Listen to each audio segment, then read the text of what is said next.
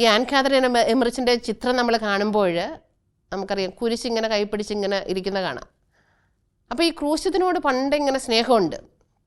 ഒരിക്കലും ഉച്ചയ്ക്ക് പള്ളിയിൽ പോയിട്ട് 12:30 ഇങ്ങനെ പോയി പ്രാർത്ഥിക്കുകയാണ്. പള്ളിയിൽ ക്രൂശിതനെ നോക്കിയിട്ട് ഇങ്ങനെ പ്രാർത്ഥിച്ചു.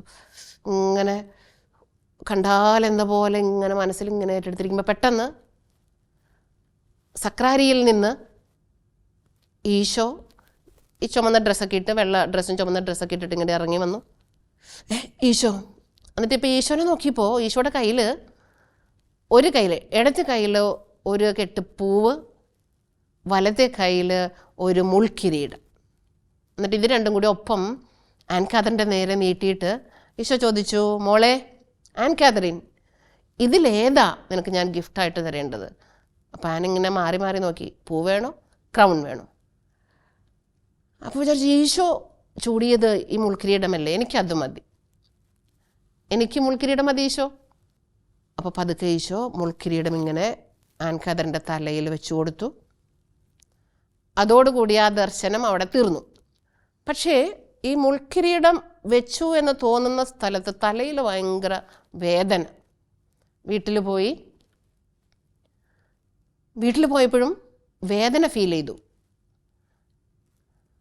2 ദിവസം കഴിഞ്ഞപ്പോൾ ഭയങ്കര വേദന, അവിടുന്ന് ബ്ലഡ് ഇങ്ങനെ എടുക്കണ പോലെ. അപ്പോൾ അടുത്തറിയുന്നൊരു കൂട്ടുകാരോട് ചോദിച്ചു, എനിക്കിങ്ങനെ ഒരു അനുഭവം ഉണ്ടായി, എന്തെങ്കിലും പ്രത്യേകത എന്നെ കാണുമ്പോൾ ഉണ്ടോ?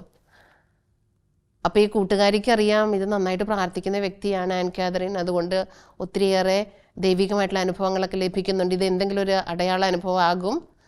അപ്പോൾ അവർ പറഞ്ഞു, ഒരു കാര്യം ചെയ്യുക, ഇത് മറ്റുള്ളവരധികം കാണാതിരിക്കാൻ വേണ്ടിയിട്ട് ഇതൊന്ന് കെട്ടിവെക്കാം. അതുകൊണ്ട് ചിത്രത്തിൽ ആൻ കാതറിൻ എമറിച്ചിൻ്റെ ചിത്രത്തിൽ എപ്പോഴും ഒരു കെട്ട് ഇങ്ങനെ കാണാം. അത് മറ്റാരും ഈ ബ്ലഡ് തലയിൽ നിന്ന് വരുന്നത് കാണാതിരിക്കാനാണ്. ഈ ബ്ലഡ് വരുന്നത് കർത്താവിൻ്റെ ക്രൂശിത അനുഭവം, ഈശോയുടെ തരിൽ മുൾക്കിരീടം വെച്ചപ്പോൾ ബ്ലഡ് വന്നത് ആ സ്നേഹത്താൽ ഈശോ അതേ അനുഭവം കൊടുക്കുകയാണ്, അതേ പെയിനും കൊടുക്കുകയാണ്. അപ്പോൾ ഇടയ്ക്ക് ഇങ്ങനെ അനുഭവങ്ങൾ ഉണ്ടാകും, കുറച്ച് കഴിയുമ്പോൾ അത് മാറും. ഇങ്ങനെയൊക്കെ ലഭിക്കുമ്പോഴും സാധാരണ ഒരു പെൺകുട്ടിയെ പോലെ തന്നെയാണ് വീട്ടിൽ ആൻ കാതറിൻ കഴിയുന്നത്.